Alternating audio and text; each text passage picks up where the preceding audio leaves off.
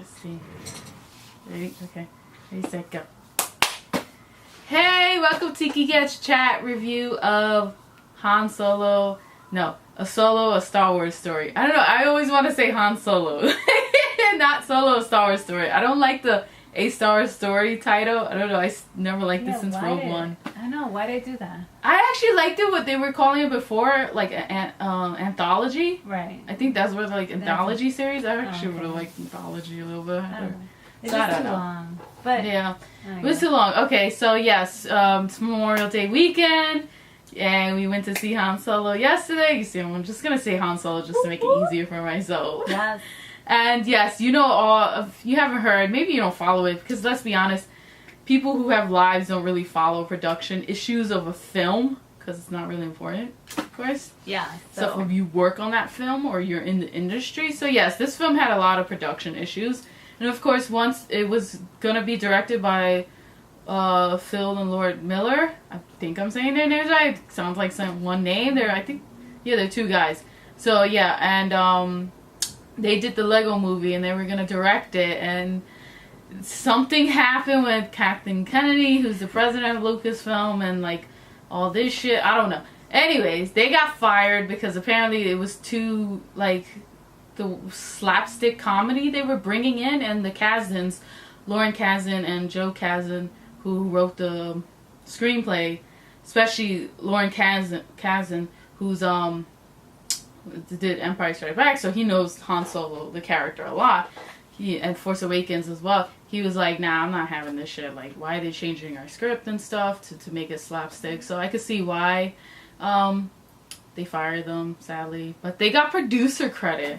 We saw that in the end credits. Yeah. So anyways, going back, I just wanted to bring that up. I don't know why. I said because I couldn't see this one as a comedy much. Yeah, and it worked the way I wanted to bring that up because I'm going to talk a little bit how you could tell the tonal shifts of the film a little bit, because Ron Howard came in and he got the final credit as director, so you could kind of see where it was kind of like him coming in. I felt it kind of. So yes, yes, Han Solo, Star Wars, whatever. Basically, I don't know the timeline. I think it's before. Yeah, I think it's before Rogue One. I think it's 5 years before A New Hope. It's definitely before Rogue One. Yeah, because Rogue One is like right away goes into A New Hope. Yeah. So so if it's 5 years before A New Hope, it has to be before Rogue One. Because there's time jumps. You know, you meet Han when he's young, and he lives in Corellia. Basically, if nobody knows that, people should know. If you don't know the Star Wars lore, and so it's a very tough place to live in. They're basically like slaves, really, or they're scavenging to under threat, and they're getting killed. It's a lawless. It's a lawless place. Basically, I like the fact that they show how lawless the galaxies are, even with the Empire being there. Right. You know, because this is the time of the Empire. And this is, I think, for me, this is like the first movie where you really don't see so much of an influence from the Empire. At least that's how I felt. Yeah, you just see the world in it, like not just the Empire influence that you were just saying. You see the influence of the people who make that place. Right.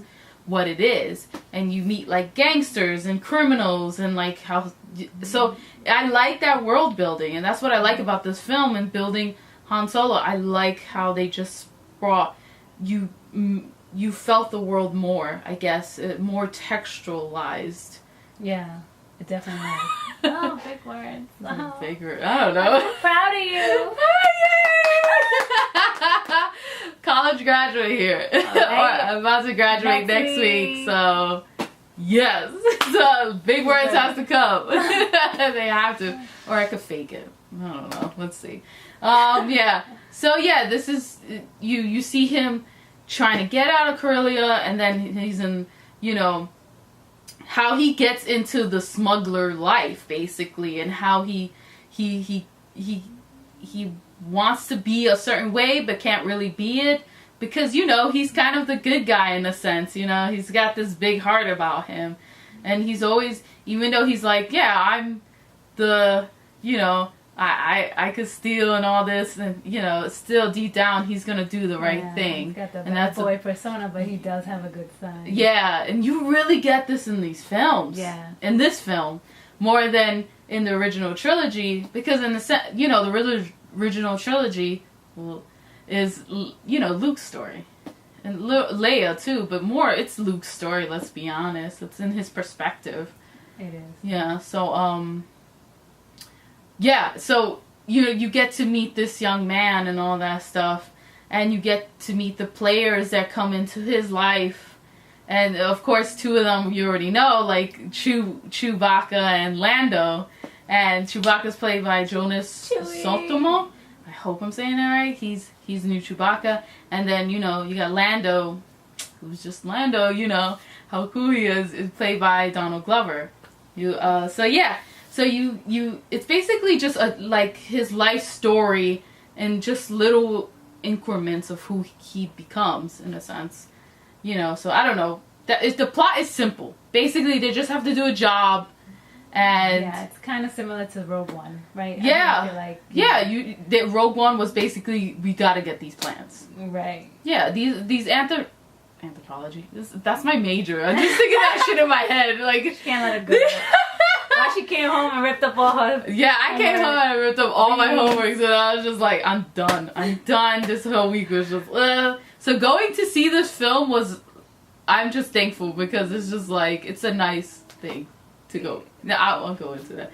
But yeah, so yeah, I don't know, how did you feel about this film in the sense of the plot? Because I know people talking about how this movie doesn't take risk. But then it's like, these films were always like going to be simple films. I could see where they have a little problems with these films, in this film in particular, and like how the shifts and all that stuff of tone, and like, how some things didn't work. But it's like, these films, these anthology series, were going to be simple films. They weren't going to be the lore of the Force and all that stuff, like with the saga film. So I don't know, how did you think? Because people were talking about how like it wasn't taking risks, but I'm like, I could see how they would say that, especially after Rogue One, where it was like a complete departure from what we're used to. Like they freaking all die, and they were taking major risk in that film. So I could totally see how they say that this film doesn't take more risks. But I feel like this film was more about developing Han Solo's story. Mm-hmm. And I feel like the Han Solo that took a risk, you could see it in the film. It's not major, right? Yeah, it's not major. It's not major, but I feel like you get that later on when he's in the original 3 trilogy. Like, yeah. I mean, you kind of get the sense of who he becomes in the original trilogies. You see, like, he does make some things in these films, like decisions that kind of shape who he is. Yeah, definitely. And I feel like you can see more of his character in this film than you do, because like you said, the original 3 were like more of a Luke's perspective, but you can definitely see his character more in this. So as far as risk, so it wasn't the risk that you would typically see in a Star Wars film. No, but especially after The Last Jedi. But I think that I mean, for me, the risk that he was taking was more personal than anything else. Like, it was more of his personal development. Yeah. And that's actually pretty good. I think that, especially towards the end, like, you could really see him making a really huge decision that was changing his life in reality. Like, that was going to lead him towards that next adventure with, Luke. Yeah, like going to meet them, the destiny of meeting Luke and Leia and all that. Yeah, stuff. and so you see the beginnings of the alliance or the rebellion. The rebellion, yeah. So, and I think that was like one of the best for me to see that. Like, and then, so the women characters were the highlight for me, as always. They were very strong, I think they were pretty well developed, even though you might not see most of them. Right? I actually like Kira. Kira's like, I literally do not give a shit about that actress. What the hell's her name? Emilia Clarke. I don't care. Everything I see her in, I don't watch Game of Thrones, so I don't know how that is because I don't have HBO. But literally, even Emilia Clarke, I don't know. as an actress, she doesn't, like, she's okay, I guess. Here, she actually wasn't bad. She was actually pretty, I was like, okay, I actually liked Kira's character. Yeah, her, and her connection with Han, and the sacrifices she has to make, and how she is stuck in this particular life, and it's sad, to be honest. Yeah, I know. It's really sad. I think her story was, for me, the saddest, and even though her, like, it probably wasn't highlighted as much as Han Solo, but you could totally see her trajectory in this film, and how she is, like, totally in her sorrow. Like, you can almost see it so deep that it doesn't present itself openly. I don't know how I'm explaining myself right now, but it's like, and then you see it at the end that she is almost like emotionless. Yeah, like she has to be in a sense. Yeah, so, anyways, I just thought that character development was really well. As far as her acting goes, like, I think she's really coming, like, her acting skills are really developing as she moves from, you know, project to project. Yeah. I've only seen a little bit of her in Game of Thrones, and everybody's going crazy for Game of Thrones. I just know that she has a cool wig and she trains dragons. And I don't mean to hate on Game of Thrones. I don't know. No, I just don't know it. That show is too layered I'm not hating for me. on it. I don't know it, to be honest, or the lore or anything else. Yes. L3. L3? Yeah. I liked her. I could not, like, be like, oh my god, here's another droid. I love R2-D2, but I was like, if L3 was, like, I would have to put her up to, like, R2-D2. Oh, okay. You know, like, the same level. R2-D2 is always gonna have a special place in my life, though. But, because she was fighting for something, in a sense. Yeah. She was fighting for droid rights. And that was really cool. And it actually gave you the perspective of, like, the droids, in the sense of, like, oh shit, they actually do use them and all that crap. And these droids probably do have feelers on some shit. Well, so I noticed that since the beginning of since I started watching Star Wars. Like, what's up with these droids? Why they're always slaves? They treat them like shit. So it was a nice surprise to see the direction in which they took this droid and how she was fighting for the droid rights. I know some people are complaining about that it was too, like, forward, like they were pushing the agenda too forward, and I was like, oh, come on. No, I think it was so prevalent because of where they were, first of all. Yeah, where they were. Made so much sense. In that sequence in the film. Exactly. I felt people are going to be passionate about what they want. Like, what I didn't feel, it was, I can understand what they're trying to say, but still, I don't think it wasn't pushed. I felt like it was rushed. Like, there was not enough to really develop those little scenes. Like, it was just... A lot of things were kind of rushed. A lot of things were kind of rushed in the film, especially the alien who Jon Favreau. Yeah, Favreau. Voices, what's his name? I forgot his name. P something. Anyways, he had, like, his character was so delightful to watch. I actually liked the I really enjoyed it, but I felt like they were stealing his scenes. Like, it was, like, totally cut here. Like, he would have a line and it was just cut. And I was like, whoa, come on, I need more of him. Come on, what are you doing? Yeah. So. It was sad. Something happens with that character. I gotta get away. But like, it was kind of sad what he tells Han in the movie. I mean, did you... like, damn. Yeah. Did you feel like... Could you sense that there was two directors? Like, you felt like... Yeah, I felt it because, I don't know, I felt like things were being rushed, like you said before. And then a lot of characters were just, like... I guess I get that they couldn't be a lot of development. You didn't really get a lot of development with the Rogue One characters either. And most of these characters we already know, like Han, Chewie, and Lando. But, I don't know, I was like... I think Val's character, who I thought was kick-ass, and she was cool. And I like the... And she had a relationship with Tobias, who's, Val is actually played by Tandy Newton. She's on Westworld. She's a really good actress. Really good. And, Tobias Beckett, who's, like, I guess the leader of the crew that Han and Chewbacca get into, is, her boyfriend. Yeah. And, that's, Woody Harrelson's character. So yeah, I like that they were in a relationship, but at the same time, I felt like everybody was in a relationship too.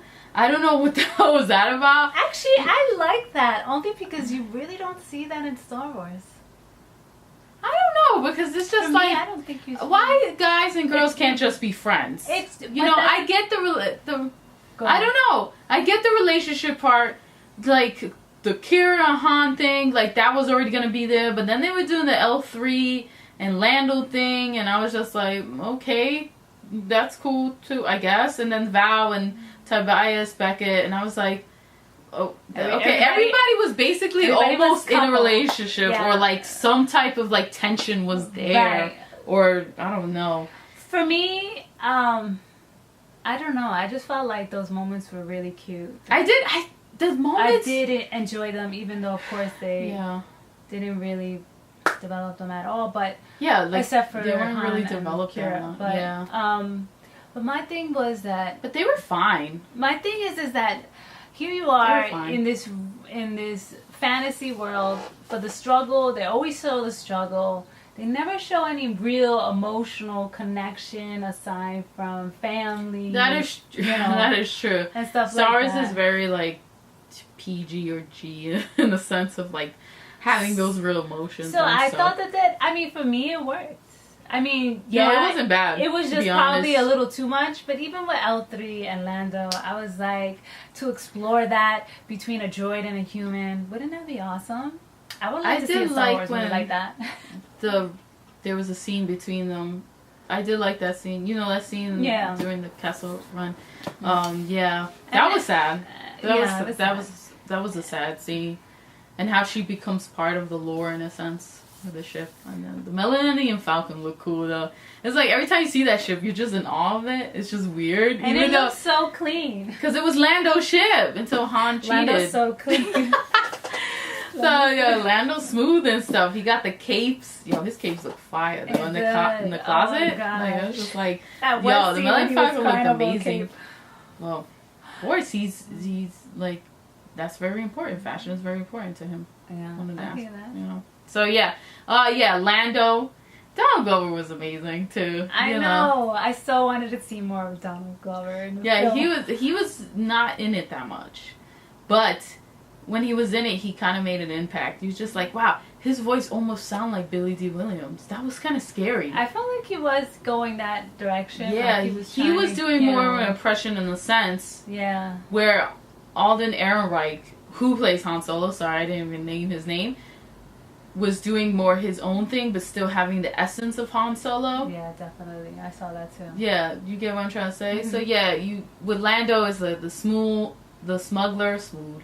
I was about to say smooth smuggler. That's what I was trying to say. And he was cool, but he was kind of like shady, like, Lando. But you could see kind of the heart of Lando a little bit, especially with his relationship with L3.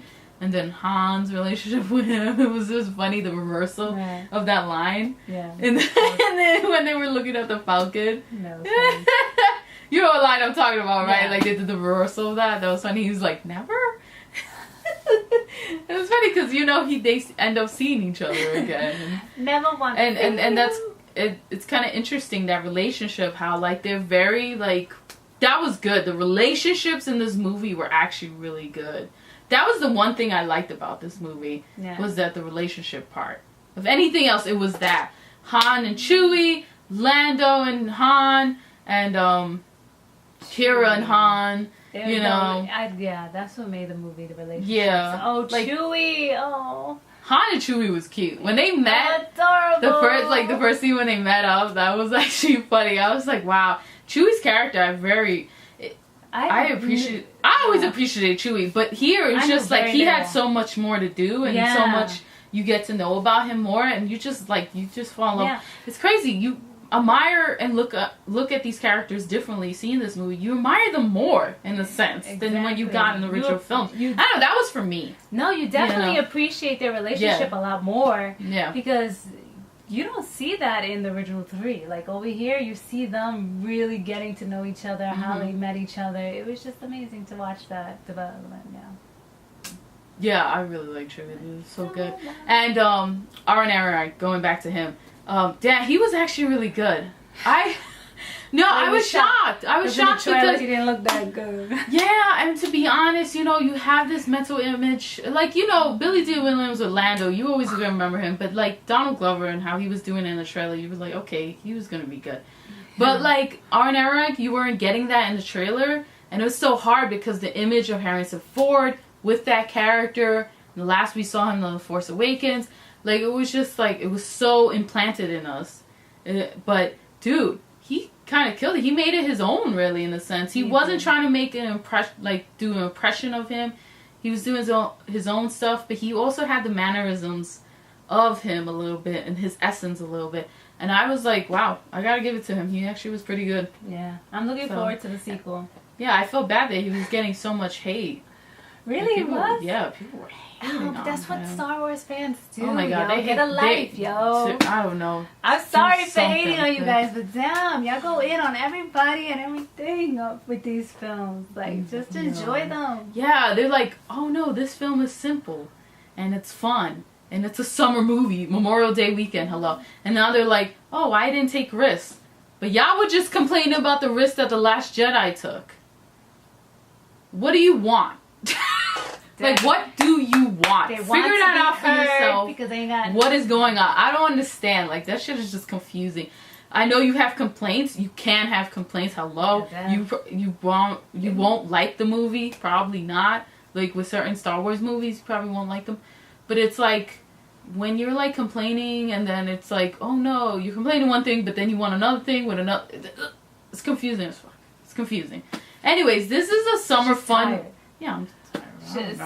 Summer fun. It's a summer fun movie. It really is. And you know, Memorial Day weekend, you're just like, hey, it's hot as fuck. It's hot.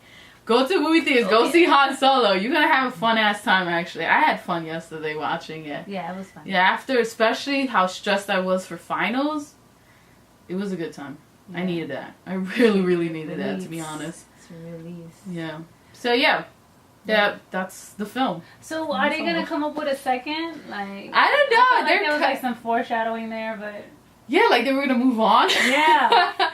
But you do get the thing that he's gonna do, like the job, and you know that job. Yeah. The connection with A New Hope. Hope. So, but I don't know if they're gonna do that. Like, what happens to Kira? All that stuff. It's just sequel. It's like it's interesting. It's interesting. I don't know if they're making. I know they're making Boba Fett and Obi-Wan. I don't know. Maybe they're gonna do Lando. I mean, they're making all these films, so I don't know. Are they gonna do Leia? I don't know. Maybe they didn't mention that. They probably could. I don't know. Anyways, yes, I wanted to give a shout out to the book that's kind of connected to Han Solo, Star Wars. I can't say how. Anyways, this Last Shot, Star Wars: The Last Shot, or Last Shot, whatever. So yeah, this is the Lando cover. I just wanted to use that. But yeah, so it's a flippable cover. This Han Solo is on the other side. So yes, it's a Han and Lando novel. It's by Daniel Jose Older, basically, and he's a Latino writer. So shout out. So I was like, yes, let's read this. And also, it's a Han and Lando novel, and it's actually not bad. It's actually pretty decent. It's pretty good, actually. I don't understand some of the references of the aliens and all that stuff, and it's more action packed. And I'm more like a character based like reader in a sense. So that kind of like, okay. But the relationships, again, like with the film, it's the Han Lando story. It's like you get to understand and appreciate these characters so much. And you also, in this book, and also you get little baby Ben Solo, who's Kylo Ren. And the relationship that he has with, like, he calls Uncle Lando Uncle Wango, which is very cute. And then, you know, with the Han, he calls Dada. It's very cute. It's cute how you get like these little stories with the family and all that stuff, and Han and Leia's relationship. I want to see that movie. And also, it's kind of sad though, because it's like, you know how things turn out. You've seen The Force Awakens and everything else. Yeah. So yeah, go get this book. It's actually pretty good. Yeah, it's this New York Times bestseller. Oh shit, is it? Oh yeah, he's a bestseller author. Okay, no, but I think it was on the bestseller list. Actually, it was. I think it was actually. Damn. I like this cover though. Look at the back. No, Falcon. I love the colors. Yeah. Wait. Let me see. Where's Han? Han is cool. Han is cool. Han is cool. Han. Lando's better. Yeah, I like the color of Lando better. That's why I chose it. So yeah. Alright, cool. That's cool. Yeah. So yeah, thanks for watching. Have a great Memorial Day weekend. Yeah. Peace.